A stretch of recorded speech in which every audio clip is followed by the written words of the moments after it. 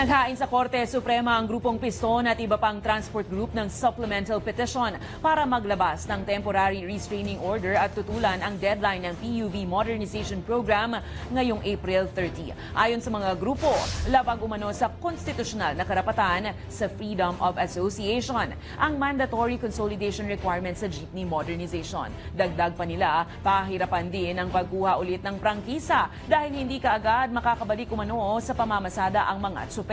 Naniniwala naman ang grupo na papanigan sila ng mga mahistrado ng kataas-taasang hukuman.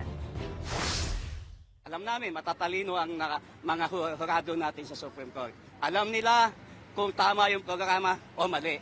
Kaya't kailangan na magbaba ng PRO. Hindi madaling magbalik ng prangkisa, ha? Pag nakansela mo na yan, na pag nanalo kami sa Korte Suprema ngayon, bukas papasada na lahat na na-cancel, di ba? So yun ang hiningi namin sa Korte Suprema, i-TRO na